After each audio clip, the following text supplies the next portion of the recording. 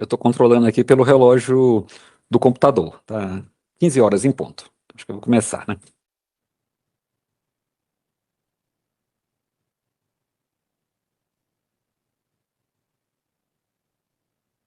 Olá, boa tarde a todos. Bom, é com grande satisfação, né, que recebemos hoje aqui no nosso canal do YouTube o diretor do Departamento de Previdência Complementar na Secretaria de Regime Próprio e Complementar do Ministério da Previdência Social, o Dr. Narlon Gutierre Nogueira, para conversarmos um pouquinho aqui sobre temas tão importantes, né? No caso, as regras de aposentadoria e pensão para o servidor público federal e a importância da Previdência Complementar. Junto comigo está o nosso diretor de Seguridade, Edmilson Nedino das Chagas. Bom, temos apenas uma hora de live e vamos ficar atento às perguntas que recebermos pelo chat para podermos responder dentro desse prazo. Para começar, vamos ouvir considerações iniciais do Dr. Narlon sobre o tema e, em seguida, eu e o Edmilson vamos fazer perguntas. Boa tarde, Dr. Narlon. Boa tarde, Amarildo. Boa tarde, Edmilson. Boa tarde a todos e a todas que estão aqui nos acompanhando, né? É uma satisfação poder participar aqui desta live da FUNPRESP-JUDE, representando o Ministério da Previdência Social, para falar de um tema tão importante, né, que é a Previdência Complementar dos Servidores Públicos e também a Previdência Pública dos Servidores Públicos, né? Nós vamos falar aqui sobre os dois temas, né? O regime de previdência complementar, o regime próprio de previdência social. Então, agradeço aí pelo convite e por estar aqui hoje com vocês. Obrigado, Dr. Narlon. É sempre um prazer poder receber pessoas tão qualificadas e que possam agregar conhecimento aqui para os nossos participantes. Edmilson, por favor, gostaria que você começasse com as perguntas.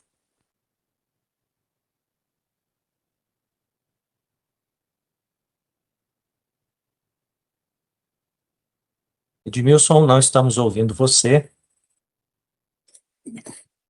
Desculpem. Boa tarde a todos. Boa tarde, doutor Narlon. Boa tarde, Amarildo. É um prazer estar aqui com vocês nessa transmissão. Doutor Narlon, quando a gente está fazendo apresentações para os servidores no Brasil inteiro, a gente nota que eles desconhecem as alterações produzidas pela reforma, especialmente da Emenda Constitucional 103 de 2019, e mais especificamente sobre as regras de aposentadoria e também de pensão por morte. Mesmo a aposentadoria voluntária já não conhecem bem, e também tendo desconhecimento das alterações produzidas na incapacidade permanente. Então, para começar, eu gostaria que o senhor explicasse, por favor, a limitação do benefício de aposentadoria até o teto, que também tem uma dúvida, né, porque muita gente acha que vai receber o teto, e, se possível, contextualizando o percentual de servidores que, pelos cálculos, chegam a receber, de fato, o valor máximo do teto. Tá bom, Edmilson.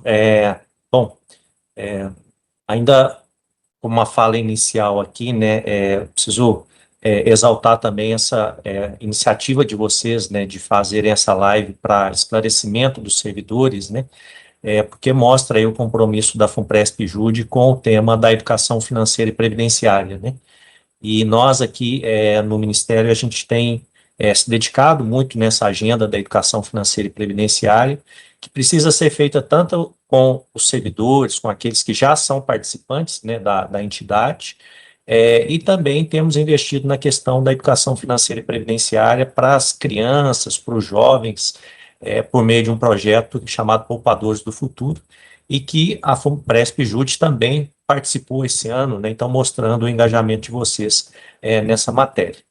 E aí, Edmilson, você começa então, né, questionando, entre os vários assuntos que a gente vai conversar aqui, a respeito da questão da aplicação do teto do regime geral à aposentadoria, aos benefícios devidos aos servidores públicos, né? E eu acho que esse é um ponto muito importante, porque vários concursos públicos estão sendo realizados, né? E talvez pessoas estão ingressando no serviço público ainda com aquela ideia antiga de que elas vão ter oportunidade de se aposentar recebendo a mesma remuneração em atividade, né? E isso não é mais uma realidade, né? E é importante nós esclarecermos.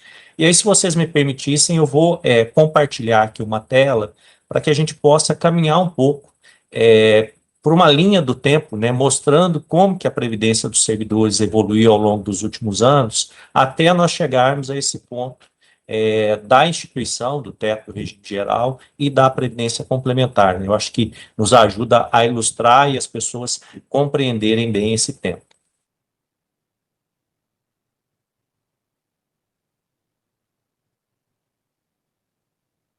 Bom, já está aí na tela, né? Então, vamos falar um pouquinho aí sobre essa questão dessa evolução da previdência dos servidores, né? Se a gente voltar lá no período antes da Constituição de 88, e mesmo até ali o início dos anos 90, né, nós tínhamos uma ideia ainda de que a aposentadoria do servidor público ela era uma contrapartida pelo tempo de serviço trabalhado, né? Então, as aposentadorias elas nem eram contributivas. Isso vai mudar depois da Constituição de 88, no caso dos servidores federais. Eles começam a contribuir a partir de 93, para a emenda constitucional número 3, e depois nós temos, no final de 98, a primeira grande reforma da Previdência, que foi a emenda constitucional número 20, e ela estabelece ali algumas diretrizes e princípios a serem observados pelos regimes próprios de previdência social. Questão do caráter contributivo, do equilíbrio financeiro e atuarial, e também começa a promover adequações nos benefícios. Por exemplo, antes de 98, muitas vezes o servidor se aposentava ganhando mais do que em atividade. E aí a emenda 20 fala assim, olha, não pode se aposentar com proventos superiores à remuneração do cargo efetivo. Depois, em 2003, nós temos a segunda reforma da Previdência. Nesse momento, acaba-se com a integralidade e paridade, então a ideia de que o servidor aposenta com a última remuneração, ela só é válida para quem ingressou até 2003, a partir de 2004, quem ingressou já está num regime de média contributiva, ou seja, se avalia o histórico contributivo desse servidor para, a partir dessa média, se calcular o valor do benefício, e também deixou de existir a chamada paridade, né, que é a vinculação do reajuste dos benefícios à remuneração dos servidores em atividade, né? Então, os servidores que ingressaram até 2003 podem ainda se aposentar com integralidade e paridade, desde que eles saiam por alguma das regras de transição. Mas todos que se aposentaram a partir de 2004, que ingressaram no serviço público a partir de 2004, não mais.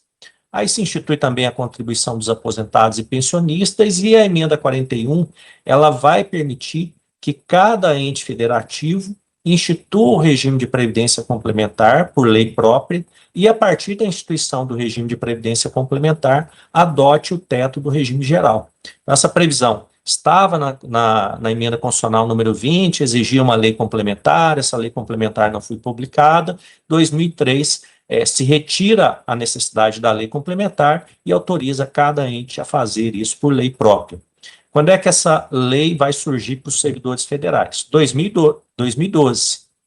Temos a Lei 12.618, né, que institui o regime de previdência complementar e autoriza a criação da FUNPRESP, né, FUNPRESP do Executivo, FUNPRESP do Judiciário, e a partir de 2013 essa previdência complementar é implantada. E mais recentemente, né, nós temos 2019, a emenda constitucional 103, que novamente altera as regras tanto de custeio como dos benefícios, acho que vamos falar um pouco mais sobre isso, né? E ela torna essa instituição do regime de previdência complementar, que a União já tinha adotado desde 2013, uma obrigação para todos os 2.140 aproximadamente regimes próprios que existem no país. Então, o que essa linha do tempo nos mostra, né? Que as alterações foram ocorrendo em diferentes governos, e em outros países também que tinham regimes especiais para servidores públicos, também tem feito esse processo de aproximação com a regra dos demais trabalhadores, né? E isso criou diferentes grupos de servidores, né? Alguns que têm ainda integralidade e paridade, outros não têm integralidade e paridade, mas não estão submetidos ao teto do regime geral, e outros, que são aqueles que ingressaram a partir de 2013, já sujeitos ao teto do regime geral. E aí nós chegamos, então, para esses servidores que ingressaram a partir deste momento, né, e aí nós temos as datas de corte, né, para os servidores do Executivo, 4 de fevereiro de 2013, no Judiciário, 14 de outubro de 2013, e também o Ministério Público Federal, né, nós temos a partir daí aquilo que a gente chama do RPPS limitado, né, proteção pela Previdência Pública até o teto do regime geral, e acima disso a proteção pelo regime de Previdência Complementar.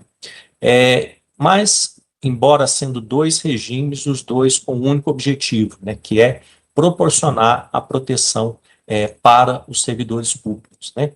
Então, acho que essa é minha fala aí, né, minha resposta para essa primeira questão, né, Edmilson, trazendo essa clareza, né, de que servidores públicos que ingressaram desde 2013, naquelas datas que nós vimos, eles não vão mais se aposentar com a mesma remuneração e nem vão se aposentar com uma média que possa ultrapassar o teto do regime geral, benefício do regime próprio, apenas até o teto do regime geral, atualmente R$ 8.157, e também os servidores, né, que optaram por migrar de regime, né, em alguma das 4 janelas que nós já tivemos até agora. Perfeito, doutor Nalon. Ainda falando um pouquinho sobre as mudanças das regras de aposentadoria para o servidor do regime próprio, né? Quais são as melhores formas dele se informar sobre idade e tempo de aposentadoria? Bom, 2019, a emenda 103, né, a nossa reforma da Previdência, ela ocorreu algo, né, que foi uma decisão ali do Congresso de não mais haver uma uniformidade das regras de aposentadoria entre servidores federais, estaduais e municipais, né? Então, cada ente da federação hoje estabelece as suas regras em relação à idade, tempo de contribuição, forma de cálculo do benefício. Mas no caso dos servidores federais, essas regras para aposentadoria, né, Maria, que você mencionou, elas estão lá no texto da emenda constitucional 103. Então, elas podem ser consultadas ali e o servidor, às vezes, como se ele tiver alguma dúvida, ele vai recorrer aí ao órgão responsável, né, por cuidar dos processos de aposentadoria, onde ele trabalha, a unidade responsável dentro do órgão ao qual ele está vinculado. Mas eu trouxe aqui também uma tentativa de resumo dessas regras, né, para a gente poder mostrar agora para os servidores, né, quais são as regras atualmente vigentes para a aposentadoria dos servidores públicos federais.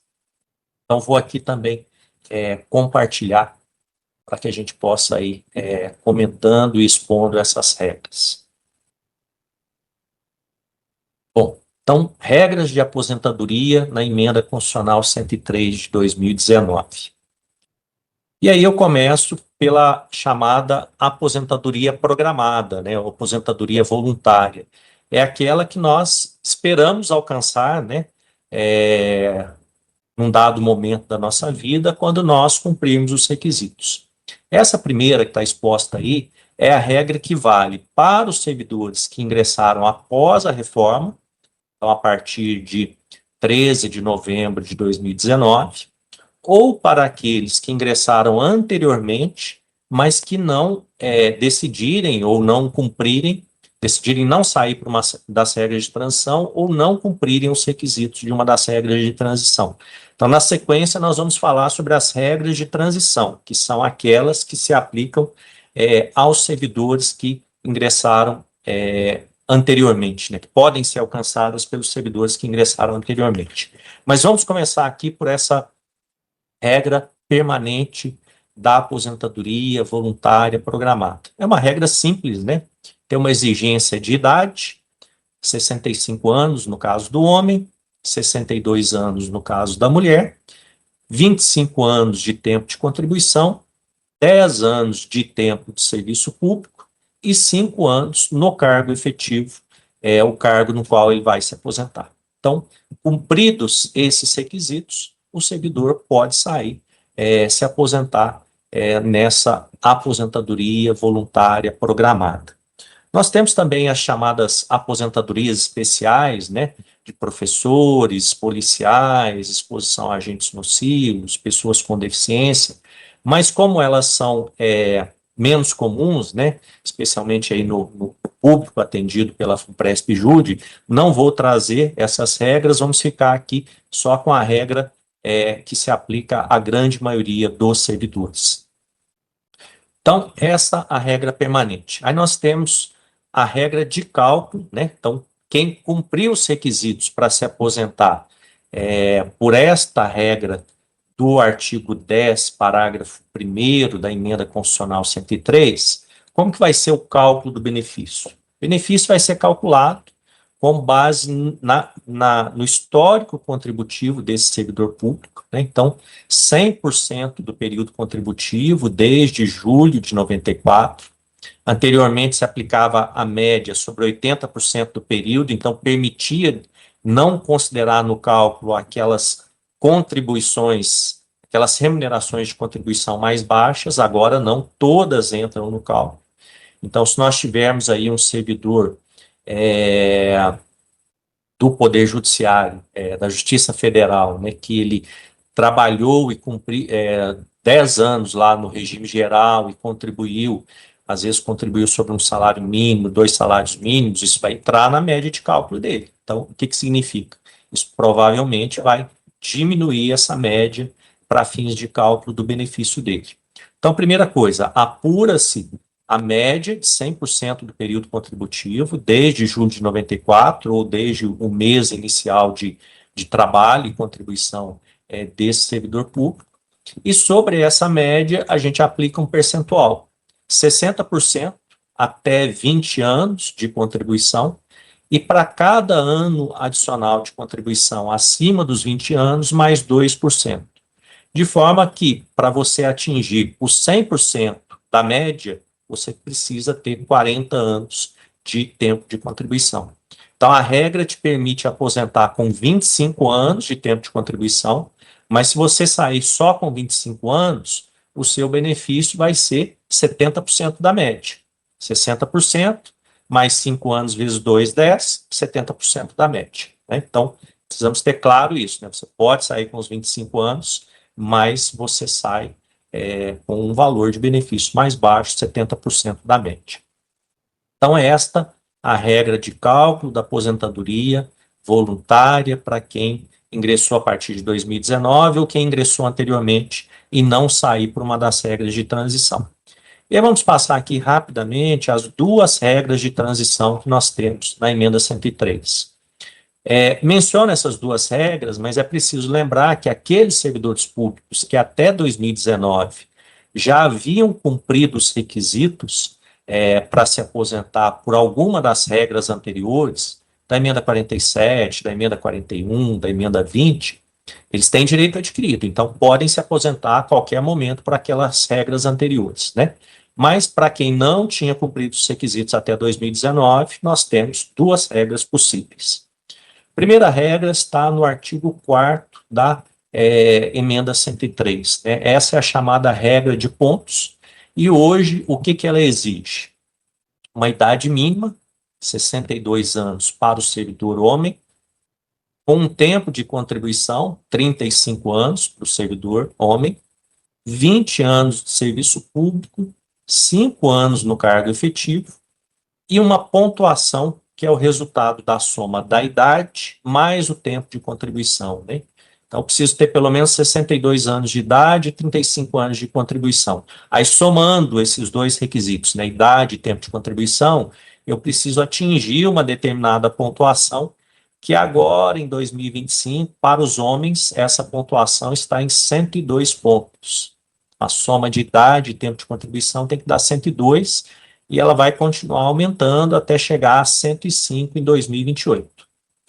No caso da servidora pública, mulher, 57 anos de idade, 30 anos de tempo de contribuição, 20 anos de serviço público, 5 anos no cargo e também os pontos, somatório da idade com o tempo de contribuição. Agora, em 2025, para as mulheres, 92 pontos é o requisito mínimo, continuará aumentando 1 ponto por ano até chegar a 100 pontos lá em 2033. Aí o benefício, como que o benefício vai ser calculado?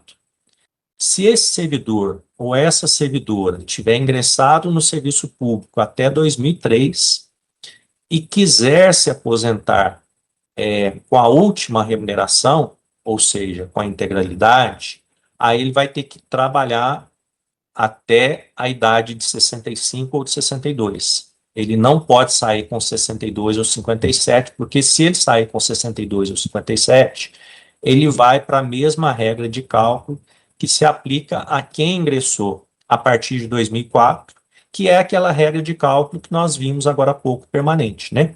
Média contributiva, 60% até 20 anos de contribuição, mais 2% adicional para cada ano de contribuição após isso. Lembrando que aqueles que ingressaram a partir de 2013, ou aqueles que ingressaram anteriormente, mas migraram de regime, terão o benefício limitado ao teto do regime geral. E a segunda regra de transição, que é a regra de transição do artigo 20, que é uma regra de transição mais suave, né? Que ela beneficia especialmente quem já estava um pouco mais próximo, né, de cumprir os requisitos lá em 2019, quem faltava normalmente até 8 anos, no máximo 10 anos, provavelmente essa regra aqui do artigo 20 é mais favorável, que é a regra do chamado pedágio. Esta regra permite que a servidora mulher se aposente com 57 anos de idade, 30 anos de tempo de contribuição, 20 anos de serviço público, 5 anos no cargo efetivo e mais um pedágio equivalente ao tempo que faltava lá em 2019 para atingir os 30 anos de contribuição. Então, se essa servidora lá em 2019 faltavam 3 anos para ela atingir os 30 anos de contribuição, ela vai ter que pagar um pedágio de mais 3 anos, ou seja, ela vai precisar cumprir 33 anos de contribuição. O servidor homem, 60 anos de idade, 35 anos de contribuição, 20 anos de serviço público, 5 anos no cargo efetivo e o mesmo pedágio de 100%, mas em relação ao que faltava para 35 anos. Nessa regra de transição aqui do artigo 20, sempre o benefício vai ser calculado pela última remuneração do cargo efetivo, integralidade, paridade, e permitindo, né, que você atinja essa forma de cálculo do benefício, isso sempre, né, para aqueles que ingressaram até 2003, na idade de 60 ou 57, né, não tem aquela exigência adicional de você ir até o tempo de 65 ou 62. E para aqueles que ingressaram a partir de 2004, não é integralidade, mas é 100% da média. Não precisa ter os 40 anos de contribuição para ter 100% da média, né? Você cumpriu o 35 ou 30 mais o pedágio, você já tem 100% da média contributiva, né? Então, essas são as regras de aposentadoria voluntária, programada para os servidores públicos que estão atualmente em vigor, né, servidores públicos federais. Bem, Marlon. Agora, uma das mudanças também muito importantes foi com relação à aposentadoria por incapacidade permanente, que gerou a necessidade de pensar e garantir preventivamente um complemento de renda para evitar uma perda, né, no momento da aposentadoria, porque a gente sabe que o cálculo da aposentadoria por incapacidade permanente teve uma alteração muito, muito importante. E afeta, e eu gosto de lembrar isso, que para a regra de incapacidade permanente não tem regra de transição. Muita gente acha que ainda tem direito à integralidade e até mesmo paridade para aposentadoria por incapacidade permanente, porque está na regra antiga, né? E para isso aqui na Fundação, para essa perda, nós temos a cobertura adicional de risco, que pode ser contratada por qualquer participante para cobrir essa perda que vai acontecer. Mas aí eu queria perguntar quais são as principais mudanças na regra de aposentadoria por incapacidade permanente que os servidores precisam saber, e mais uma questão, se eles devem ou não se preocupar com uma proteção adicional.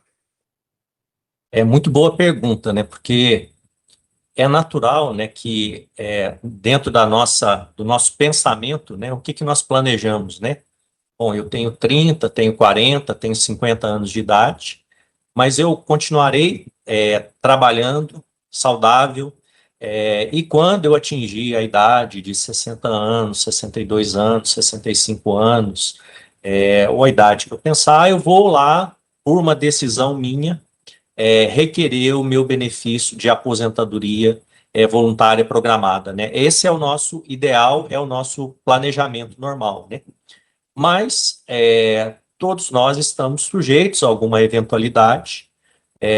Uma dessas eventualidades é uma possibilidade de uma incapacidade permanente, né? Seja por um acidente, seja por uma doença, e também a morte pode acontecer, né? Algo que a gente vai falar um pouquinho mais adiante. Mas são situações que podem ocorrer na vida de qualquer um de nós, né? E para isso a gente precisa saber qual a proteção hoje que nós temos do regime público, que é o regime próprio de previdência social. E então vou trazer aqui qual a regra hoje de acesso e de cálculo da aposentadoria por incapacidade permanente, né? Também para ajudar aí na visualização, né, e na memorização, trouxe uma pequena apresentação aqui.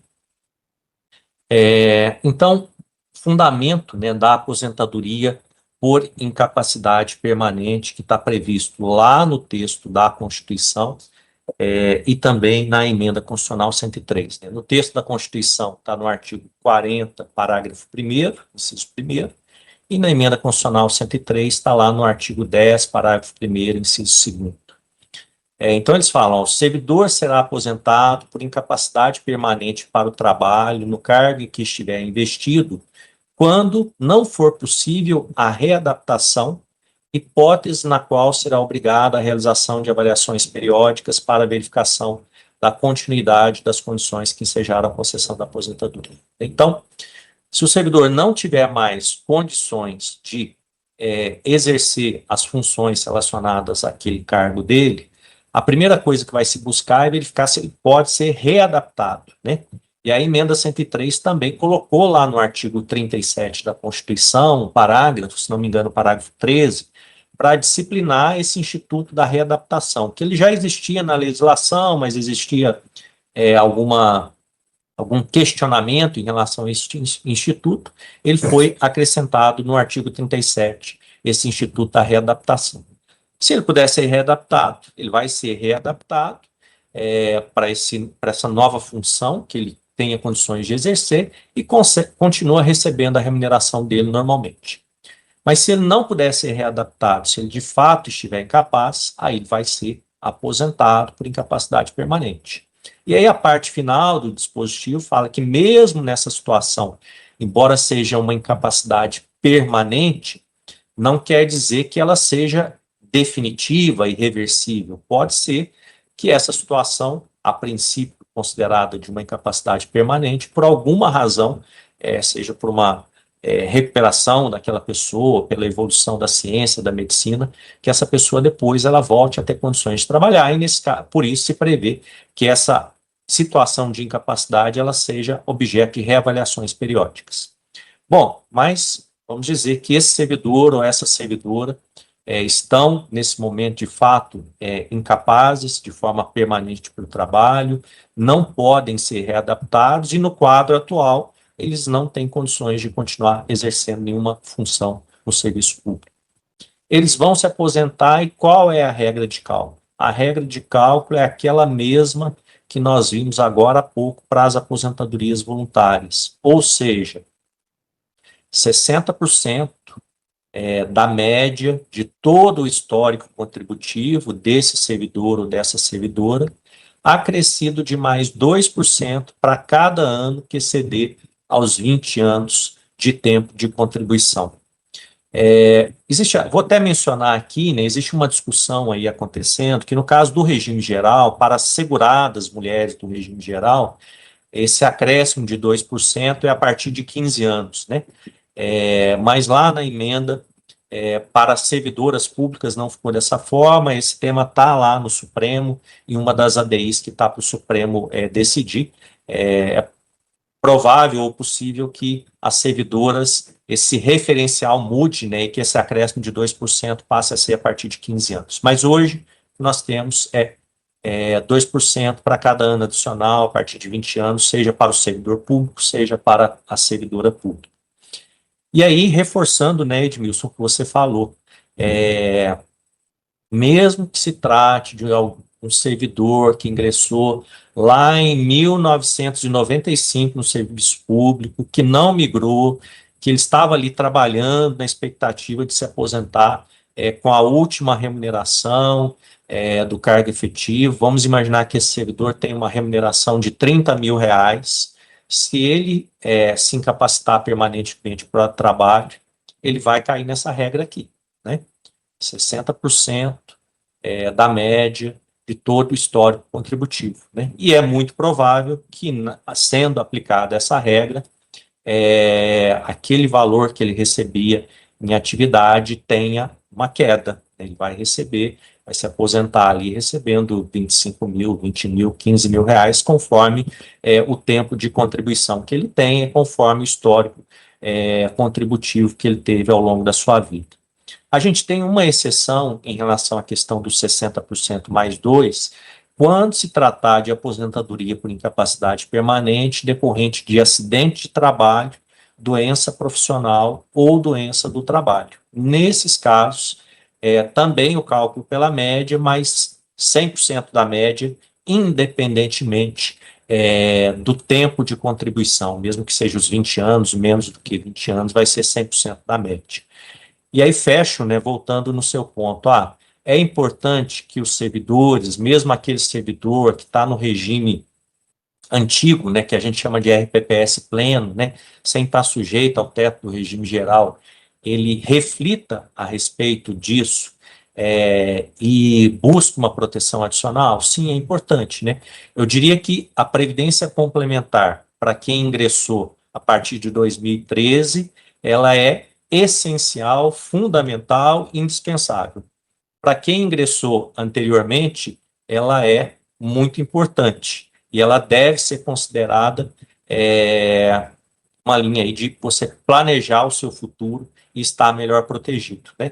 E essa cobertura adicional que vocês têm na FUNPRESP-JUDE, a FUNPRESP-EZ também tem lá uma proteção nesse sentido, né, que normalmente são contratadas por meio de seguradoras, né, elas são uma espécie de seguro que tem um custo, né, mais acessível, né, nós sabemos, por ser uma contratação coletiva, um custo muito mais favorável do que se o servidor for contratar isso diretamente de forma individual, né. Então, é sim recomendável que mesmo esses servidores que estão ainda sob a proteção do RPPS pleno, busquem, né, essa proteção adicional para esses eventos de risco, como a incapacidade permanente. Perfeito, Narlon. E dentro dessa linha também de proporcionalidade de benefício, eu queria abordar uma outra questão importante, né? Muita gente ainda desconhece que a pensão por morte atualmente ela é baseada em cota não reversível, né? Porque a gente ainda tinha aquele modelo anterior que você revertia cotas e tudo mais, né?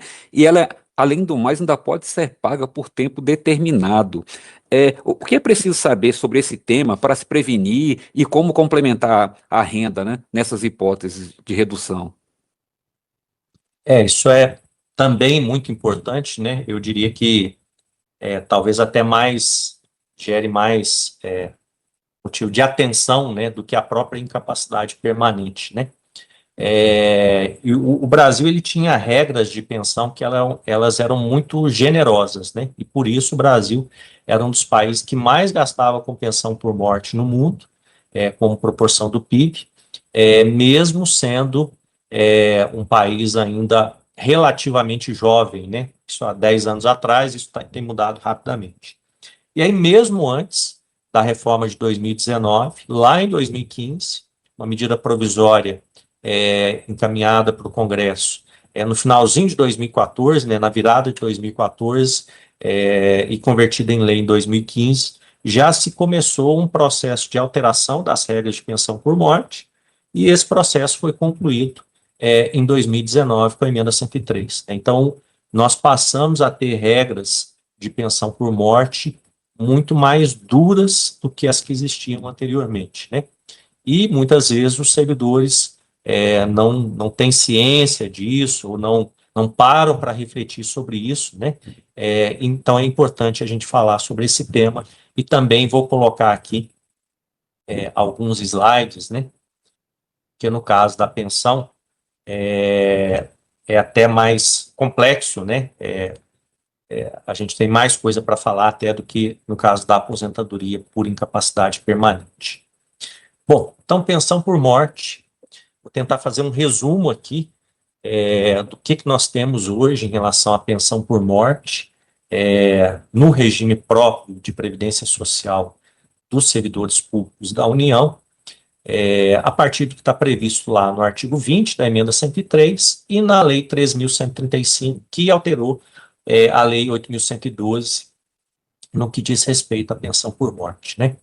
Então, o primeiro ponto é que nós temos dois requisitos que não existiam anteriormente. Anteriormente, você tivesse ingressado no serviço público e viesse a falecer daí uma semana, a sua família já ia receber pensão por morte, né? Ou você estava no serviço público e você se casou e faleceu daí um mês, a sua esposa ou o seu esposo iria receber pensão por morte. E aí foram introduzidos dois requisitos em relação a isso, né, de tempo. Em relação ao tempo de contribuição, um requisito de 18 contribuições mensais para que se possa ter direito à pensão por morte. Lá na lei, né, fala assim, se não, você não tem esse requisito, a pensão vai ser paga por 4 meses, né? Então se deu essa figura aí de uma pensão por 4 meses, mas 4 meses, na verdade, não é uma pensão, né? É como se fosse um auxílio ali que é pago para a família naquele período muito curto, né? Mas o que se criou foi uma espécie de carência, né? 18 contribuições mensais. Então esse é um primeiro ponto a chamar a atenção para quem acabou de ingressar no serviço público, né? Às vezes conseguiu aí depois de muito esforço, muitos anos de estudo, ingressar num cargo com uma remuneração boa, uma remuneração para os padrões da população brasileira elevada, mas ele não está atento, né? E aí ele vai proporcionar um novo padrão de vida para a família dele, mas ele não está atento de que se ocorrer uma fatalidade dentro dos primeiros 18 meses e ele vier a falecer, não haverá essa pensão para ser paga para a família. Então esse é o primeiro ponto de atenção. O segundo ponto é o tempo mínimo, né, de casamento ou união estável, pelo menos 2 anos. Então, temos esses dois requisitos. Se um deles não for cumprido, o segundo, né, em relação à esposa ou o esposo, ao cônjuge, né, mas se não for cumprido, é apenas essa pensão curtinha aí de 4 meses. Segunda mudança muito importante é a questão da vitaliciedade para o cônjuge. Anteriormente, o que acontecia? Não importava a idade da esposa ou do esposo, você faleceu, ele ou ela iriam receber a pensão pelo restante da vida. Agora não é mais assim. Em regra, a pensão será paga de forma temporária, por um determinado tempo, a depender da idade daquele cônjuge sobrevivente, né? E é essa tabelinha que está aí, que vocês estão visualizando, né? Pensão vitalícia apenas se esse cônjuge tiver 45 anos ou mais. Lá na época da lei era 44 anos, mas a própria lei previu um mecanismo, né, de atualização dessas idades conforme o aumento da expectativa de vida da população. Em 2020 houve essa alteração, né? Então, 45 anos ou mais para o do sobrevivente, pensão vitalícia. Menos do que isso, uma pensão temporária de 3, 6, 10, 15 ou 20 anos, a depender da idade desse beneficiário. Bom, aí vamos falar do cálculo da pensão, né? Cumpridos esses requisitos, 18 anos de meses de contribuições, 2 anos de casamento, se verificou ali a idade, se a pensão vai ser vitalícia ou temporária, mas qual o valor da pensão? E aí vem a regra de cálculo da pensão. Vou falar primeiro em relação à regra de cálculo caso o servidor venha a falecer em atividade. Primeiro, os dois primeiros passos são idênticos àqueles da aposentadoria. Apura-se a média das remunerações de contribuição, 100% do período contributivo, do histórico contributivo. Sobre essa média, se faz um cálculo de uma aposentadoria por incapacidade permanente hipotética, então 60% até 20 anos, mais 2% por ano que exceder a 20 anos, ou se for uma morte decorrente de acidente de trabalho, doença profissional, doença do trabalho, aí é 100% na média. Bom, então primeira etapa, média de 100% do período contributivo. Segunda etapa, o percentual que você vai aplicar sobre essa média. Terceira etapa, aí entra a questão das cotas, que foi instituída a partir de 2019. E aí vai se calcular a pensão conforme o número de beneficiários dessa pensão. Então, se apura uma cota familiar, que é de 50%, e cotas individuais de 10% para cada dependente. Então, se for só um dependente, a pensão vai ser 60%. 60% daquele cálculo anterior. Se forem 2 dependentes, 70%. Se forem 3 dependentes, 80%. E essas cotas individuais de 10%, elas não são reversíveis. Então, se o servidor faleceu, deixou ali a esposa e 2 filhos menores, quando os filhos menores atingirem os 21 anos de idade, a cota deles cessa, não reverte para a esposa. Tá? Então, as cotas individuais elas vão cessando, de forma que chega um momento que você vai ter lá os 60%. Se for um servidor que falecer já estando aposentado, aí a base, você aplica só a terceira etapa, né? Você já apura, já tem ali o valor da aposentadoria dele, já está dado o valor da aposentadoria, sobre esse valor da aposentadoria que ele vinha recebendo, se aplicam essas cotas de 50% mais 10%. Bom, aqui eu tenho um exemplo, né? Eu não vou entrar nos mínimos detalhes deles, mas só para as pessoas terem assim, uma ordem de grandeza, né, para quem está aí nos acompanhando. Trago aqui um exemplo de um servidor público federal que faleceu em 2022, tinha 45 anos de idade, 26 anos de tempo de contribuição. Ele deixou a esposa com 42 anos e 2 filhos menores, um de 16 e um de 12. A remuneração do cargo efetivo dele era de R$24 mil, e a média contributiva desde julho de 94 era de R$20 mil. Não tinha, tinha ingressado antes da Previdência Complementar, então não estava sujeito ao regime de Previdência Complementar e ao teto do regime geral. Né? Então, servidor que ingressou anteriormente a 2013. Então, vamos lá. R$24 mil era o que ele recebia em atividade. Aí eu tenho alguns cenários aqui. Vamos imaginar que foi uma morte por causa natural, né, não relacionada ao trabalho, e que esses dependentes não são nem inválidos, nem pessoas com deficiência. Né? Então, a média é R$20 mil. Se faz aquele cálculo da aposentadoria por incapacidade permanente hipotética, então, no caso dele, 72%, e as cotas vão resultar em 80%, porque são 3 beneficiários. Então, pega os R$20 mil vezes 72%, vezes 80%, valor da pensão, R$11.520. Isso aí você tem um rateio, né, de quanto é devido para cada um dos 3 beneficiários, mas lembrando que as cotas individuais dos filhos, né, que são os 10% dos R$14.400, elas vão cessar quando eles atingirem 21 anos. Então, quando isso ocorrer, o valor da pensão cai para R$8.640. E lembrando também que nesse nosso exemplo aqui, como a esposa tinha 42 anos de idade, essa pensão não vai ser vitalícia. Ela vai receber por 20 anos, ou seja, quando ela chegar aos 62 anos de idade, a pensão deixa de existir. Então, assim, isso nos traz aqui um pouco da realidade, né, do que é a pensão e como os servidores têm que estar atentos a isso.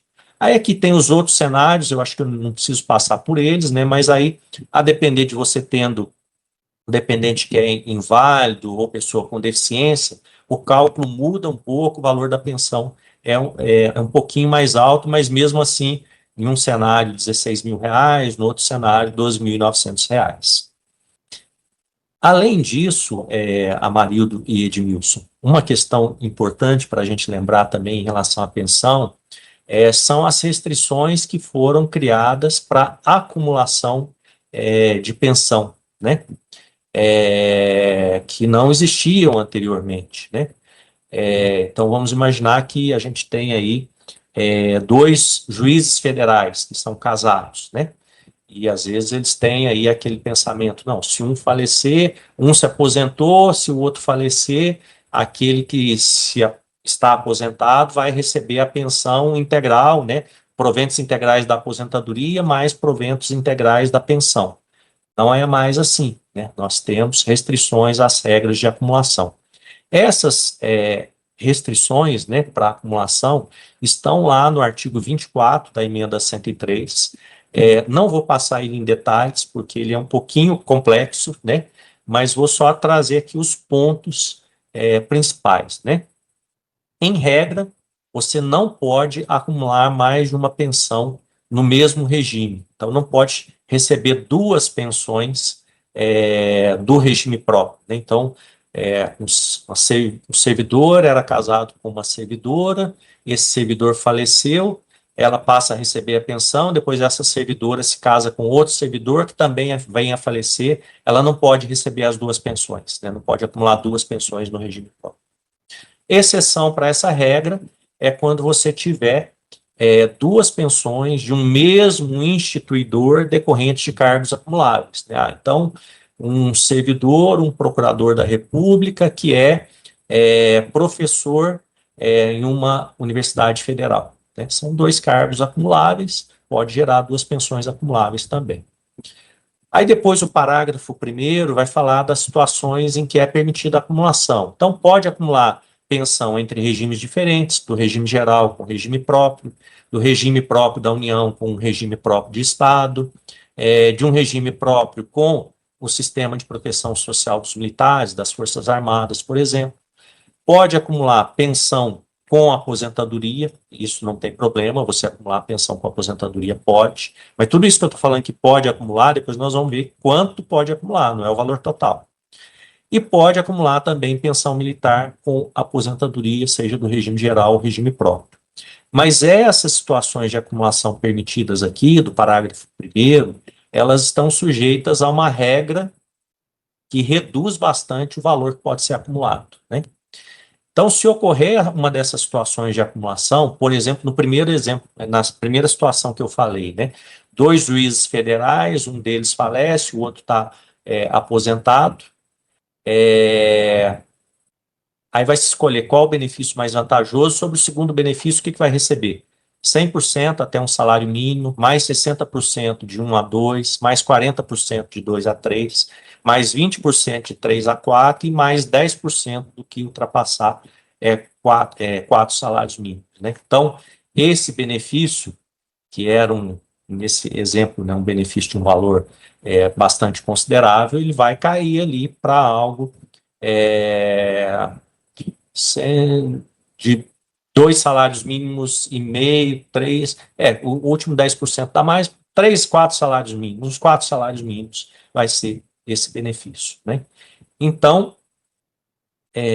isso aí é o que nós temos em relação à pensão, né, que também nos traz a importância dos servidores, sejam os servidores que já estão na Previdência Complementar, sejam aqueles que ingressaram anteriormente, né, pensarem em buscarem uma proteção adicional, né?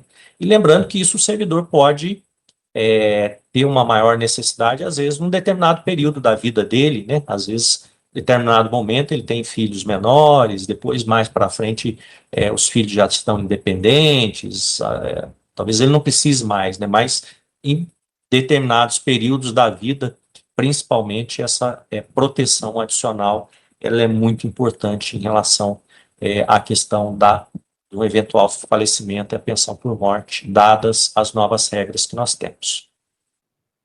Perfeito, Narlo, muito obrigado. Já chegaram algumas perguntas aqui.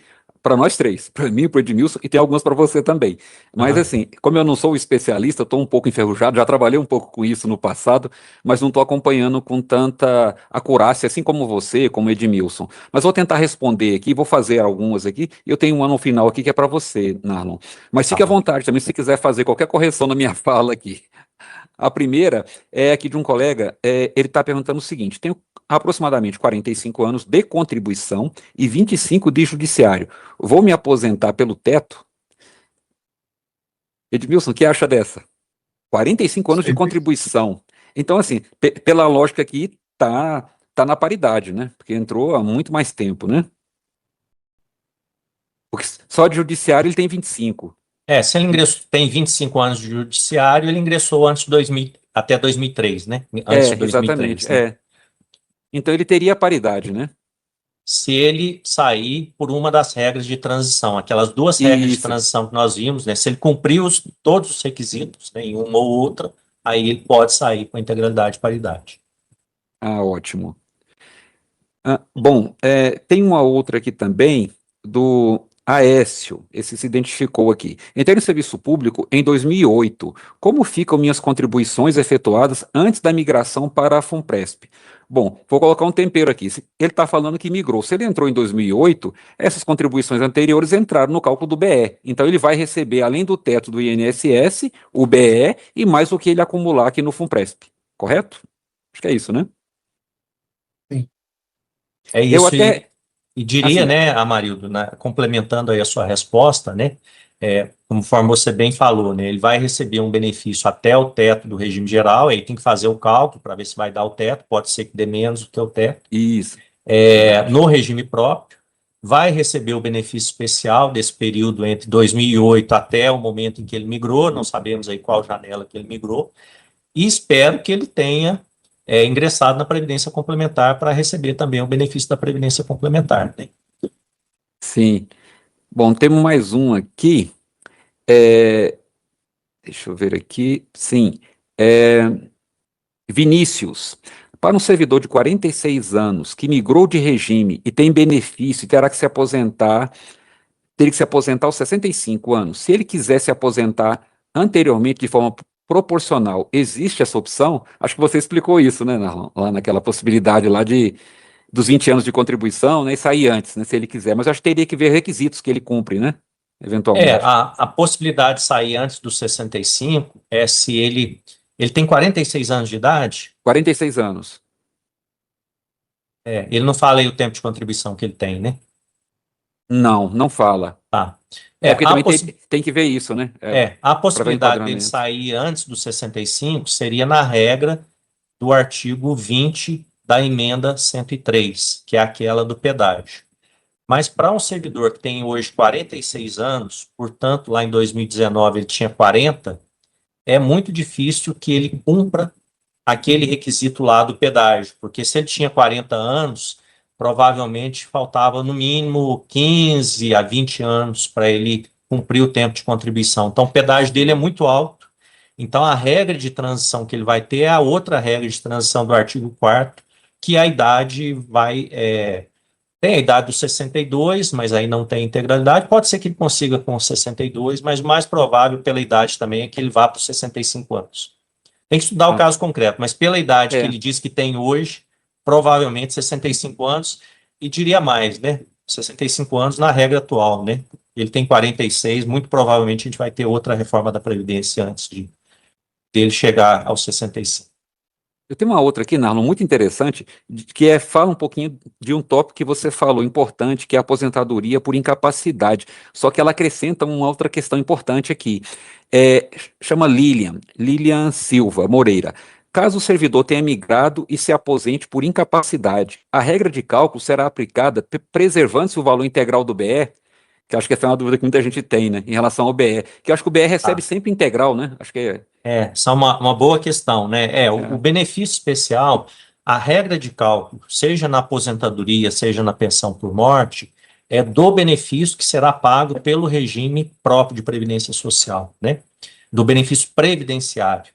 O benefício especial, e Isso até então, né, assim, havia muita dúvida em relação à natureza do benefício especial, né, porque ele foi Sim. criado lá na lei em 2013, e aí passou a se construir um entendimento com alguns pareceres da AGU sobre a natureza do benefício especial, algumas particularidades no cálculo. E lá em 2022, né, quando tramitou a última medida provisória da migração, ela levou alguns pontos para o texto da lei, né, e isso deu uma maior segurança jurídica para o benefício especial, né? Então, o benefício especial, ele não é considerado benefício de natureza previdenciária, ele é um incentivo compensatório que é pago para o servidor, né? Então, aquele valor que se apura do benefício especial, ele é pago cheio, independentemente da regra de aposentadoria, se é uma aposentadoria voluntária, por incapacidade permanente, ou se é uma pensão por morte, o valor do benefício especial ele é pago cheio, sempre, somado ao benefício previdenciário. Ah, é muito bom ter esse esclarecimento, que eu acho que tranquiliza muita gente em relação a isso. A gente fala, mas é sempre bom estar repisando esse assunto, né? Eu tenho aqui também uma outra pergunta interessante também, do Marco Túlio, ele perguntando o seguinte: antes de ingressar como servidor público, era participante do RGPS. Ao aposentar no RPPS, posso continuar a trabalhar pelo RGPS e acumular 2 aposentadorias? Essa é para você mesmo, Narlan. Veio aqui para você. Sim, é uma boa questão. Sim, é possível. Se ele se aposentar na aposentadoria voluntária, programada, estou imaginando que não seja uma aposentadoria por incapacidade permanente, né? Porque se ele Sim, aposentar por incapacidade permanente, teoricamente, ele não teria condições de trabalhar no regime geral, né? perfeito. Salvo alguma exceção assim muito rara, né? Ele não teria condições de continuar trabalhando. Mas então é possível sim você se aposentar pelo regime próprio e continuar contribuindo e se aposentar trabalhando e contribuindo ou se aposentar pelo regime geral. Ou até o inverso, né? Se ele exerce uma atividade paralela, trabalha no serviço público e tem uma atividade no regime geral, naquelas situações em que é possível, pode até ser que ele se aposente antes no regime geral e aposente depois no regime próprio, né? Mas sim, é possível se aposentar em mais de um regime previdenciário, desde que você cumpra as regras, os requisitos de cada um dos regimes. Tem um aqui, não, eu achei bem difícil, né? Mas está dizendo que é para você também. Eu me livrei dessa. Andemário perguntando o seguinte: no caso de aposentadoria por invalidez, o que tanto caracteriza a doença profissional ou de trabalho?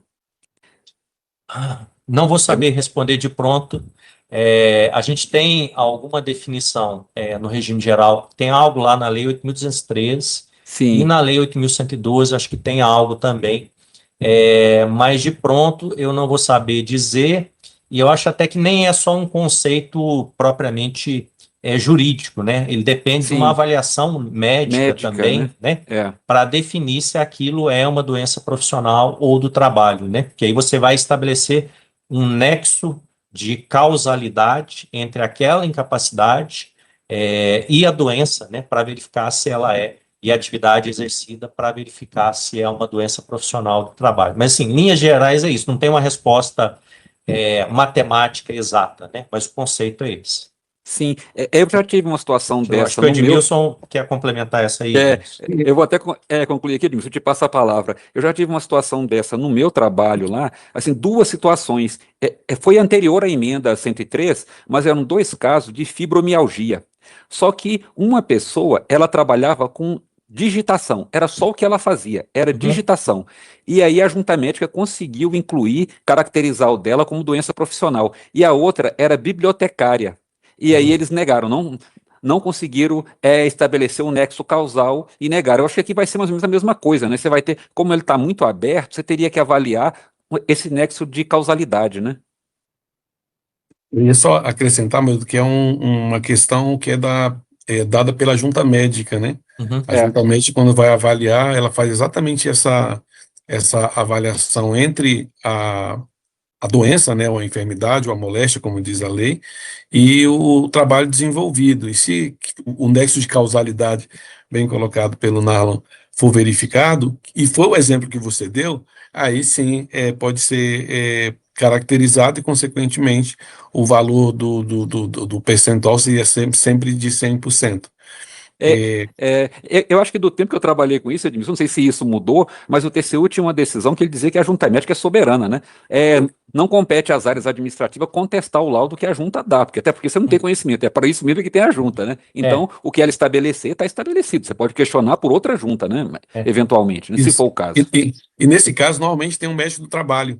Sim. Nessa junta isso. específica, quando está avaliando se é moléstia profissional, acidente de trabalho, e aí tem essa avaliação. A gente teve um caso de um servidor que caiu, ele era da parte de manutenção, ele estava fazendo a manutenção, e a escada quebrou, uma coisa assim, ele caiu e ele ficou incapaz, e nesse caso foi considerado acidente de trabalho. Acidente de trabalho, né? Acidente de trabalho, e também teve esse diferencial.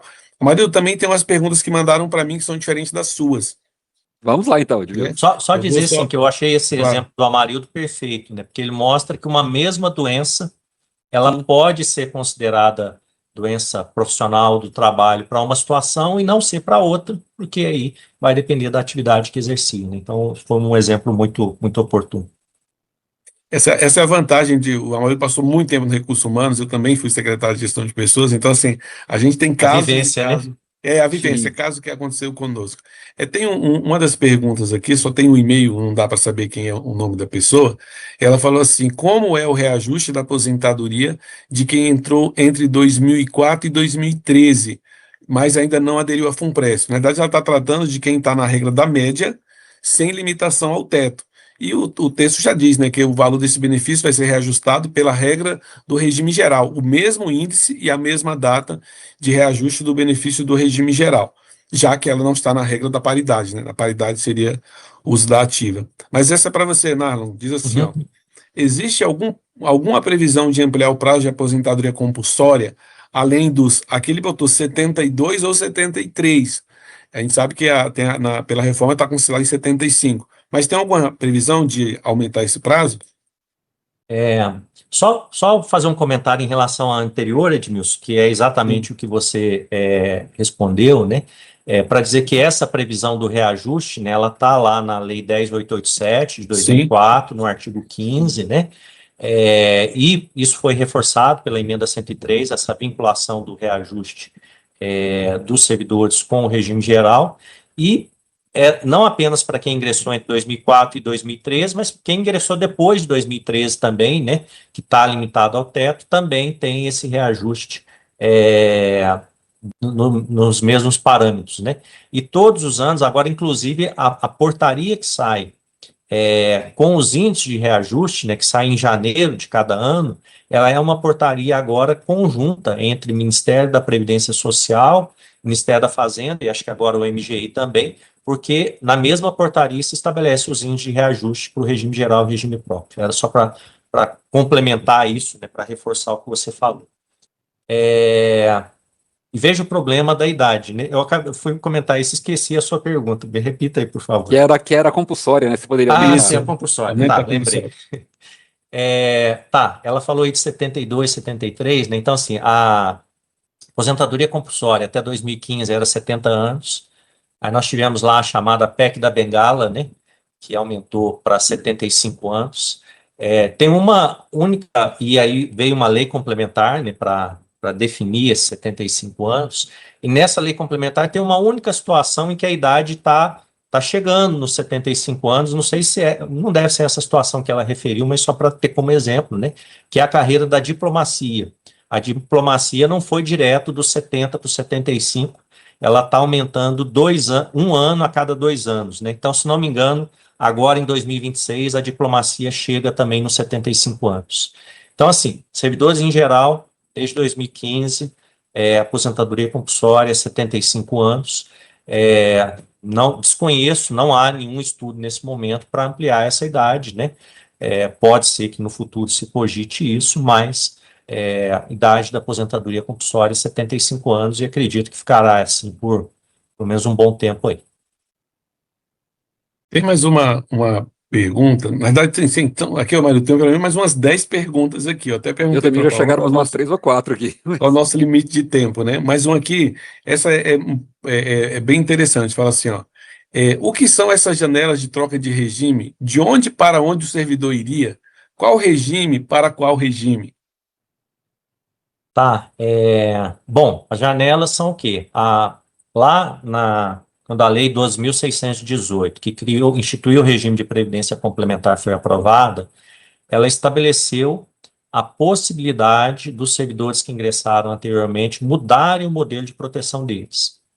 Que lá na Constituição, no artigo 40, quando ela fala da possibilidade de instituição do regime de previdência complementar, no parágrafo 14 e 15, ao parágrafo e por consequência da aplicação do teto do regime geral, o parágrafo 16 vem e fala, olha, essa mudança ela é válida para quem ingressar daí para frente. Para quem ingressou anteriormente, só se houver uma opção do servidor. Então, essas janelas de migração são exatamente para isso, para permitir que os servidores possam fazer essa opção. Então, a primeira janela foi lá 2013 a 15, se não me engano. Depois nós tivemos mais 3 janelas, a última delas terminou em 22. Elas são estabelecidas, normalmente têm sido estabelecidas por meio de medida provisória, que reabre o prazo, e aí o servidor tem um tempo para falar assim, olha, eu quero abrir mão da proteção que eu tinha anteriormente, toda no regime próprio, aquilo que a gente chama de RPPS pleno, o RPPS sem limite do teto do regime geral, e eu vou para o RPPS limitado, ou seja, o RPPS até o teto do regime geral. E a União oferece um incentivo para o servidor fazer essa opção, para ele avaliar se é interessante ele fazer essa mudança ou não. O que é esse incentivo? É o chamado benefício especial, que é calculado com base nas contribuições que tenham sido feitas anteriormente acima do teto do regime geral. Tentando, sintetizar isso, né? E aí cada servidor tem que fazer a avaliação. E aproveito para mencionar, que no site nosso do Ministério da Previdência Social, na parte de Previdência Complementar, nós temos uma cartilha que fala sobre a migração, né? Ela nem foi produzida especificamente para a União, porque a gente lançou essa cartilha em 2023, mas é porque estados e municípios, muitos têm começado a fazer o processo de migração, né? Então, a gente construiu uma cartilha para que os servidores possam entender o que é a migração, entender as vantagens e desvantagens e refletirem com base na sua situação pessoal para tomar essa decisão, né? Então, cartilha sobre migração está lá na página da Previdência, é só vocês buscarem. Doutor Nalon, nós programamos a nossa live para 1 hora, mas como tem perguntas aqui, se o senhor tiver disponibilidade, eu queria que o senhor respondesse mais algumas também. É possível? Tá bom, vamos lá. Vamos lá. Bom, tem uma aqui também específica para o doutor Narlon. Vamos ver aqui. Ah, tá. Existe alguma calculadora onde a gente informa nossa situação específica de idade, tempo de contribuição, migração de regime e calcula quando podemos nos aposentar? Qual valor receberemos? Lá em relação ao valor, não, eu sei que no caso dos servidores do Executivo, lá no Solgov, tem um simulador lá para Sim, você verdade. saber assim, se você já cumpriu os requisitos ou quanto falta, quando você deve cumprir os requisitos, que dá uma estimativa de benefício, mas do benefício do regime próprio, né? O Sim. benefício especial é calculado à parte. Não sei como, aí vocês vão poder responder melhor do que eu, né? Eu até pedi para o Edmilson complementar, que eu acho que a gente tem alguma isso coisa. existe ou não. Sim. Mas assim, um dos nossos desejos, né, para o futuro é que a gente tenha no momento um local único, né, onde o servidor possa buscar todas essas informações, né? Isso ainda depende de evolução, de integração de sistemas. Mas hoje, o que eu posso falar em relação aos servidores do Executivo, existe um simulador lá no Solgov em relação ao benefício do regime próprio, e tem um outro em relação ao benefício especial, tem que ser solicitado para a área de pessoal onde esse servidor estiver vinculado. Edmilson, quer complementar? Que eu acho que a gente tem algumas informações importantes aí também, né? Na realidade, normalmente, os nossos servidores, Marlon, eles solicitam para o seu órgão de origem, né? Se eles conseguem dar uma prévia. E mais especificamente, se for com relação à aposentadoria lá, se está na regra da integralidade, não tem o que se fazer. E da média, os próprios patrocinadores têm uma dificuldade enorme, porque não é só olhar o passado, também tem que olhar, tem que prever o futuro para trazer um valor o presente. Não é? Então, assim, e no caso, quando a gente fez, quando estava acontecendo a migração, inclusive tem uma pergunta aqui, eu vou até aproveitar para esclarecer só mais um pouquinho sobre o que é migração. Os servidores que ingressaram no serviço público antes da entrada em funcionamento das FUNPRESPs, tem regra de recebimento de contribuição com toda a sua base de salarial, de remuneração, para fins do regime próprio. Ou seja, ele contribui com um valor cheio para ter um benefício, mesmo que seja com paridade e integralidade, ou limitado pela média sem limitação ao teto. Isso é quem ingressou antes. Então, esses colegas, se quiserem, podem abrir mão desta regra da integralidade, paridade ou da média sem limitação ao teto e vir para a regra da limitação ao teto. E aquela contribuição que ele fez a mais no passado vira o benefício especial. Então, migrar, a gente fala assim, porque a pessoa quer migrar, sai de um lugar para o outro. Não. Você vai continuar dentro do regime próprio, só que agora vai contribuir limitado ao teto, ou seja, sua contribuição ela vai ter como base 8.157. E o restante você faz previdência complementar. Pelo menos essa é a nossa sugestão, entendemos que as pessoas deveriam estar fazendo. Então, só que para fazer essa migração, era importante que a pessoa saiba quanto que ela receberia no regime próprio, para comparar com o valor numa eventual migração, para ver em qual situação seria mais vantajoso. Então, essa pergunta era feita para os patrocinadores, no caso, quem estava na média, mas quem estava na integralidade e paridade era fácil fazer esse cálculo, porque ele já tinha a base dele, que era a última remuneração, comparado com a migração. E no simulador que nós fizemos um simulador e na época disponibilizamos, o simulador de cálculo do benefício especial, ele do lado, na mesma tabela, como calculava o benefício especial, já era o início do cálculo da aposentadoria pela média. Então, a gente fazia uma projeção e já também se dava um valor para que a pessoa pudesse fazer esse cálculo dela de aposentadoria pela média. Como você falou, né, Edmilson, é uma projeção, né? Não é um valor exato, porque tem fatores de incerteza aí que não dá para se prever com absoluta precisão, né? Principalmente a questão de aumento, né? Principalmente a questão de aumento. A gente não sabe quanto vai ser os nossos aumentos, quanto vai ser a inflação. Então, a gente faz uma projeção só para que a pessoa tenha realmente uma base para a tomada de decisão. Bem, Narlon, para você, primeiro um elogio aqui, dizendo, está elogiando a sua oratória e fluidez na fala. Parabéns aí. Obrigado. E tem uma pergunta aqui muito interessante também, é de um colega nosso aqui da FUNPRESP até, ele é participante, é conselheiro, e ele está fazendo uma discussão, é o Júlio Roberto dos Reis. Ele está perguntando o seguinte, a soma do BE mais o teto do RGPS pode ultrapassar o teto do STF sem risco de glosa? Os fatos geradores são diversos. Não haveria enriquecimento indevido com eventual glosa no teto? Deixa eu entrar nessa história aqui também. Eu lembro, na última janela de imigração, o TCU quis definir qual a natureza jurídica do BE e veio falar um pouco a respeito disso aqui, e no final, assim, fez vários questionamentos ali, vários deles já esclarecidos, até por pareceres da AGU, que depois foram até incorporados na medida provisória, mas remanesceu de tudo que o TCU falou, essa questão de teto, né?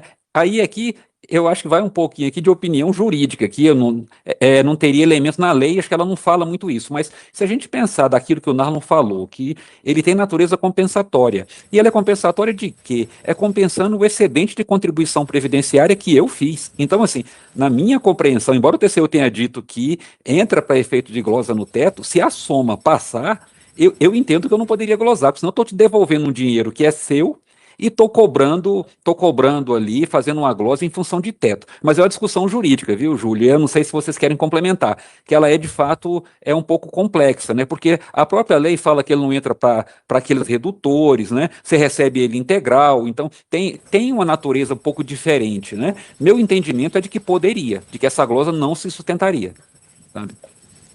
Eu até fui buscar aqui, né, Amarildo, enquanto você estava falando, para ver lá o parágrafo 6º do artigo 3º da lei. De fato, ele não trata expressamente dessa questão. Mas, assim, eu me lembro que eu já li um entendimento, uma decisão, agora eu não tenho certeza se é do TCU ou se é um dos pareceres da AGU ou se são ambos, que a posição que existe é de que o somatório do benefício do regime próprio com o benefício especial estaria sujeito ao teto constitucional. Sim. Mas concordo com você que é uma tese que pode ser levantada para eventualmente se discutir isso, né? Mas, assim, o que eu me recordo é que a orientação, o entendimento que existe hoje é que se submete ao teto a soma do benefício especial com o benefício do regime próprio de previdência, né? Mas aí, só para Perfeito. acrescentar um ponto, né? Lembrar que, neste caso desse servidor, se ele contribui para a Previdência Complementar e vai receber o benefício da Previdência Complementar, esse benefício da Previdência Complementar, por ser um benefício de natureza privada, resultante de uma poupança que esse servidor fez, esse, sem dúvida nenhuma, não está sujeito ao teto, né? Então, ele não entra nesse cálculo. Isso a gente pode responder com absoluta certeza. Eu só tenho mais um aqui, não sei se o Edmilson também vai ter, eu tenho mais um aqui, Narlon, que essa aqui não foi um tema que você abordou, feita pelo Carlos. Pode falar sobre a aposentadoria especial antes e depois da PEC? Assim, a pergunta está bem aberta, né? Sim. O que eu posso dizer aposentadoria especial, ela está prevista lá no artigo 40, parágrafo 4º da Constituição, Uhum. e o quarto se desdobrou num quarto A, quarto B e quarto C. O quarto A trata da aposentadoria especial do servidor com deficiência, o quarto B dos policiais federais, rodoviários federais e legislativos, o quarto C do servidor com exposição a agentes nocivos. E aí, nas regras de transição, a gente tem regras de transição também para essas aposentadorias especiais.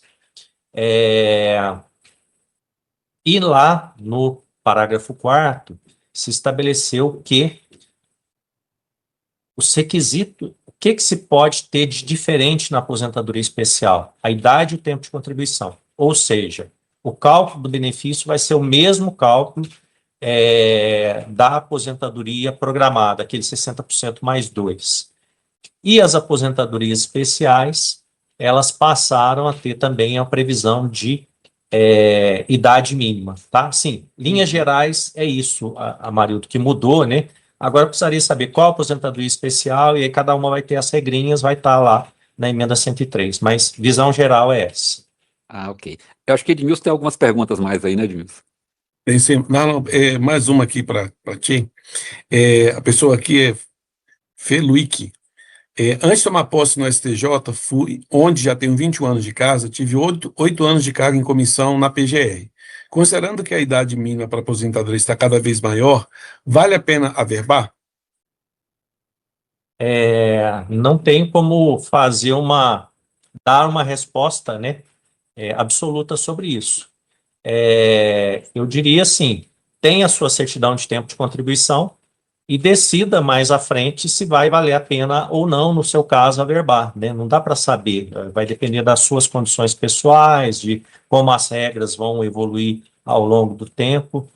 Eu tenho 9 anos de contribuição no regime geral antes de ingressar no serviço público. E tive 2 anos de regime próprio do Estado de São Paulo, antes de ingressar na União. Esses 2 anos do regime próprio de São Paulo, eu averbei, porque eu migrei, né? Eu sou um servidor, estou no Serviço Público Federal desde 98, então eu tinha integralidade e paridade, mas em 2019, na terceira janela, eu migrei. E aí, esse tempo de CTC de São Paulo, eu averbei porque ele conta no meu benefício especial. O tempo de regime geral, os 9 anos, eles estão lá, mais para frente eu vou decidir. Como eu comecei a trabalhar muito cedo, né, com 14 anos, eu acho que eu não vou precisar desse tempo para aposentar aqui no regime próprio da União. Eu vou ter mais do que 40 anos só de serviço público, né? Então, esse tempo está lá, mais para frente eu vou decidir o que eu faço com ele. Então, eu diria para você, faça a mesma coisa, guarde aí como uma poupança, e depois você decide onde você deposita essa CTC sua. É exatamente isso, Nalo. A minha situação é bem semelhante à sua. Tenho 30 anos de Ministério Público, entrei em 95 e averbei no ano passado meu tempo do INSS. Eu tenho 6 anos do INSS porque eu consigo chegar na regra de 60, com 60 anos, pagando pedágio. Aham, Então, para mim, vai ser útil e também não abala a minha média, porque esse tempo foi antes de 94. aham, Então, é tempo puro, tempo de serviço puro. Então, isso, eu averbei, mas também tem tanta possibilidade de desaverbação e também tem a possibilidade, na realidade, você não perde o direito da averbação, né? Você não tem exatamente. tempo para averbar, você pode É, averbar a até a qualquer hora de momento. aposentar você pode averbar, né? Isso, pode sim. Aqui tem as outras perguntas, na verdade, as pessoas estão colocando o caso pessoal, ela sempre coloca quando entrou, né? Tem um outro aqui que colocou: entrei no serviço público em 2009, sei que receberei o BE, o teto e ainda da FUNPRESP. Quero saber sobre como receber este valor, como funciona querer receber tudo da FUNPRESP Júri de uma vez. Vocês, na verdade, está falando aqui, deve ser do resgate, né? Como Uhum, funciona, e essa eu vou responder.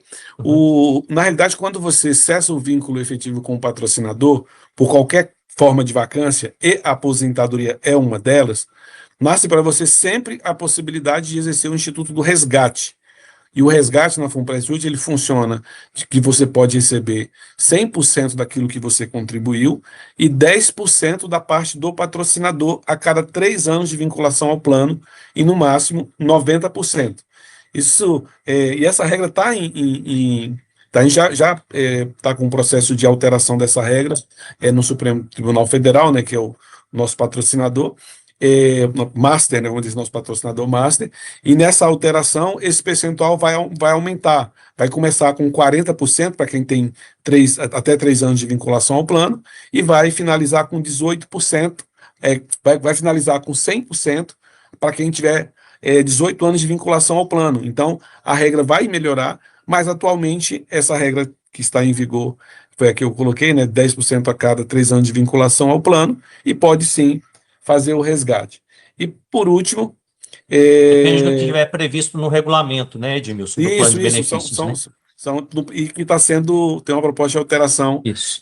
lá no Supremo. Uhum. E, por último, também um caso pessoal: entrei no Judiciário em 2006 e migrei para a FUNPRESP Jude. Caso eu peça exoneração e tome posse em outro cargo inacumulável, estadual ou federal, como ficaria o meu benefício especial? Isso é uma boa questão. O benefício especial, ele é pago caso você se aposente na União. Se você prestar outro concurso público na União, né, e vier se aposentar na União, você vai receber o benefício especial. Se você for para outro regime próprio, ou se você sair do serviço público e se aposentar no regime geral, você não recebe o benefício especial. Então, ele é um incentivo para quem se aposentar na União. Pode até não ser no mesmo cargo que você está hoje, mas você vai receber, porque ele é pago junto com o benefício do regime próprio da União. A condição para você receber o benefício especial é você se aposentar na União. Não importa que lugar da União, mas você tem que se aposentar no regime próprio da União. Ah, bom. Entendi. Acho que a maioria tem mais alguns. Chegaram aqui depois que eu falei que tinha acabado, que eu falei que tinha acabado, aí chegaram agora mais 4. Bom, É, como o Nalon é muito objetivo, acho que dá para a gente levar até umas 4h30 aí, temos mais uns 8 pode minutinhos, ser, acho que pode ser, dá, Narlo? Edmilson. Pode ser, Vamos Narlo? lá. Uhum. Então tá. É, Tenho 23 anos de contribuição, grande parte do tempo foi utilizado para aposentadoria no RGPS em 2004. 8 anos no cargo e contribuindo para a FUNPRESP. 71 anos. Como ter uma ideia do recebimento? Essa, essa é bem complexa, né? Porque a gente precisa ver quanto está contribuindo, qual que é o cargo. Então, isso aqui é a Ângela que perguntou. A gente vai. A gente precisa de mais dados, né, Nalo? Não dá para Assim, sem responder só entrar com isso. numa resposta em termos de valores ou de proporção, né? Mas, assim, ela gastou, pelo que eu entendi, ela gastou, entre aspas, gastou, né? Uma boa parte do tempo de contribuição que ela tinha para aposentar no regime geral. Ela tem um pequeno tempo agora no serviço público, né? Então, ela vai se aposentar compulsoriamente aos 75 anos e vai ser uma proporcionalidade que ela vai receber ali, né? Se ela for lá no artigo 26 da emenda, explica como calcular, no caso da compulsória, Então, assim, não vai ser um valor de benefício muito elevado, porque o tempo de contribuição, pelos dados que ela passou aí, eu acho que ela vai ter 12 anos, né, de contribuição no Sim, cargo quando ela chegar aos 75. isso. Ela tem 8, né, para estar com mais os Isso, 4, vai chegar a 12 em si, mas aí é porque como ela quer ter uma ideia do valor do recebimento, a gente vai saber de quanto que ela está contribuindo, qual que é os valores, para a gente dar exatamente, uma ideia, Aham, mas vai ser proporcional. isso. É, Acho que ela obrigado vai pela... receber, se não estou enganado, 12,25 avos da média que for feito. Sim, sim. É uma regra especial, né, da Isso, aposentadoria Aham. compulsória. Eu acho que essa vai ser a última. Fala assim, se quando entrei no serviço público, já contribuía para o regime geral há algum tempo, posso carregar este tempo de contribuição para o RPPS de alguma forma? Se não, posso pagar e receber as duas? Boa pergunta também, porque tem um detalhezinho, né? Bom, tempo de contribuição anterior ao ingresso no serviço público, que ele tinha no regime geral, sem problema. É aquilo, a outra pergunta que a gente respondeu, né? Ele pode decidir se ele traz aqui a verba para calcular no benefício aqui, se for interessante, ou não averbar. Aí ele pergunta, posso contribuir para ter aposentadoria lá? Depende. Se você exerce uma atividade que te caracteriza como segurado obrigatório do regime geral, se você exerce uma atividade, você vai contribuir. Mas tem uma previsão, está lá no regulamento da Previdência Social, que o servidor público não pode contribuir para o regime geral como segurado facultativo. Ele não pode falar assim, eu só trabalho no serviço público, não faço mais nada, mas quero contribuir para o regime geral. Posso? Não, não pode, porque facultativo não pode. Se você exerce uma outra atividade, você é servidor público, mas dá aulas no setor privado, você tem alguma atividade no setor privado, Uhum. aí perfeito, você vai contribuir, seja como empregado, seja como contribuinte individual, e vai ter o seu tempo ali no regime geral. Facultativo é que não pode. Ótimo, ótimo. Aqui acabaram as minhas perguntas. Eu tenho uma pergunta aqui, mas ela é muito, muito específica. A gente vai dar um jeito de responder para quem perguntou. Narlon e Edmilson, tem uma questão aqui, assim, não é bem uma questão, é uma notícia que eu recebi ontem, hoje de novo eu já olhei ela aqui, e é um assunto que é interessante, ele não tem a ver com migração, mas tem a ver com a questão de aposentadoria, e eu não sei, Narlon, se você tem alguma opinião sobre isso, estou te pegando de surpresa, mas é o Uhum. parecer AGU 01042, Conjur, AGU, MGI, que é aquela questão sobre o servidor poder optar pela melhor regra de aposentadoria, que o TCU estava dizendo agora recentemente que não podia. Ou seja, um servidor que está enquadrado na paridade, e aí na hora que ele vai se aposentar, ele verifica que aposentar pela média era melhor.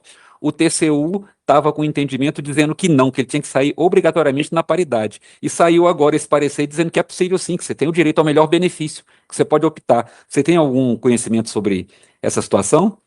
Não, para mim é novidade também, Amarildo. Eu tinha conhecimento desse problema, né, com as Eu também decisões do sabia do problema TCU, também. né? Sim. Mas então, assim, se há esse parecer do MGI, a União está se posicionando no sentido de que o servidor possa ter uma situação ou outra, e aí provavelmente então a União vai discutir essa questão com o TCU, né? Aconteceu, né? Porque as aposentadorias dos servidores elas têm que passar pelo exame, né, do TCU em termos da legalidade para fins do registro, né?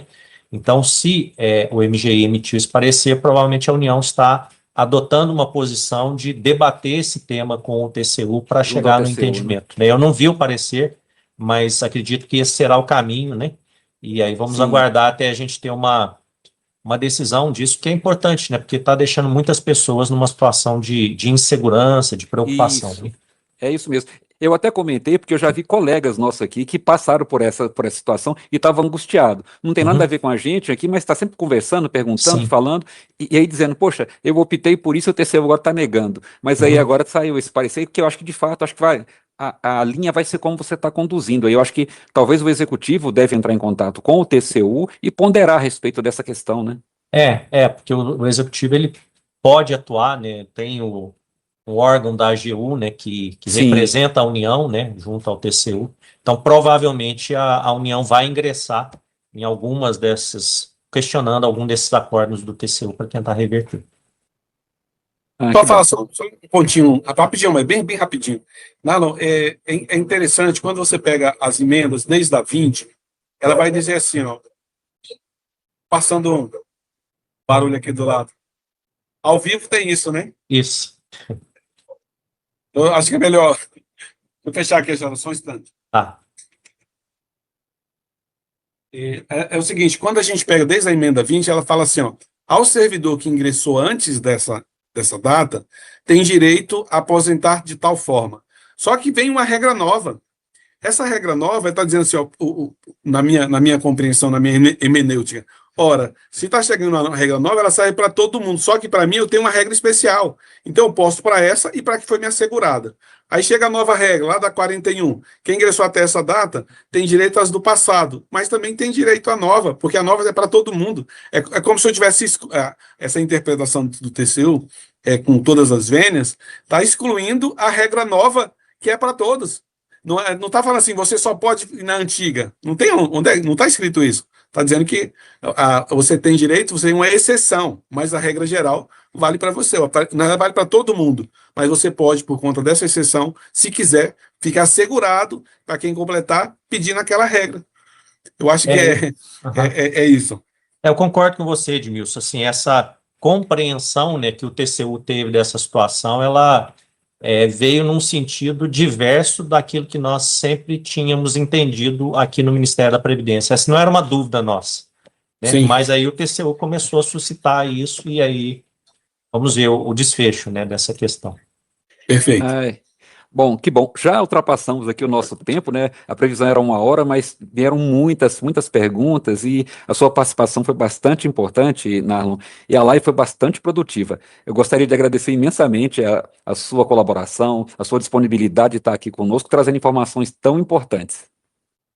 Eu que agradeço novamente, né? Sempre assim, eu trabalho com Previdência há tantos anos, né? É sempre uma satisfação a gente poder buscar auxiliar as pessoas, né, levando conhecimento, educação previdenciária, né, para poderem tomar as melhores decisões e o seu planejamento, né, e reforçando essa importância para os servidores públicos terem a compreensão, né, de que agora a proteção dele está em 2 regimes, né, o regime próprio, público, mais o regime complementar, privado, e que ele precisa enxergar a previdência complementar como um patrimônio do servidor, né, algo importante para o servidor, e a gente tem que fortalecer essa cultura previdenciária, não apenas para os servidores públicos, mas para a população em geral, e é o nosso objetivo, propósito aqui. Agradeço aí novamente a você, a Marildo e Edmilson, pela oportunidade.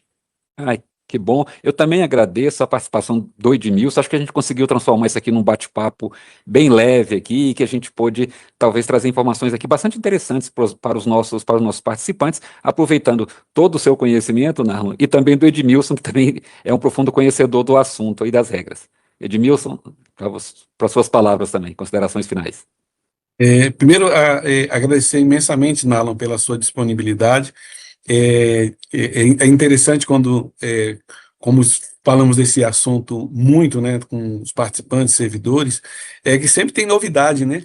Por mais que a gente ache que o assunto está esgotado, sempre surgem perguntas novas, interessantes, para, de novo, trazer à memória pontos muito importantes da Previdência, e também agradecer a todos que ficaram com a gente até agora, né? São mais de 200 pessoas que estão assistindo a nossa live ao vivo, e ressaltar o que você colocou, né, que a Previdência Complementar é uma alternativa constitucional, ela foi criada com esse objetivo de trazer segurança para as aposentadorias, né, e também pensões dos servidores públicos, e ela tem umas vantagens que as pessoas às vezes não esquecem, você até falou de uma delas, a gente não tem nenhuma regra de acumulação.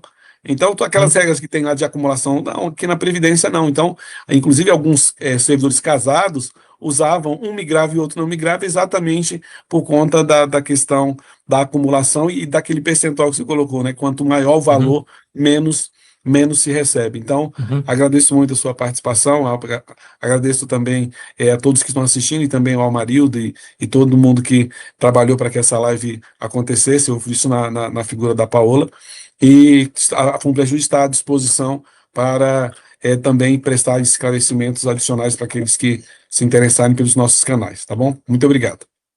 Obrigado. Bem, pessoal, a live ficará gravada e disponível aqui no nosso canal para aqueles que não puderam acompanhar ao vivo. Edmilson colocou, aí tivemos ao vivo mais de 200 pessoas acompanhando em tempo real, mas ela vai ficar disponível para aqueles que não puderam ter essa oportunidade. Agradeço a todos que nos assistiram e desejo uma boa tarde a todos. Muito obrigado.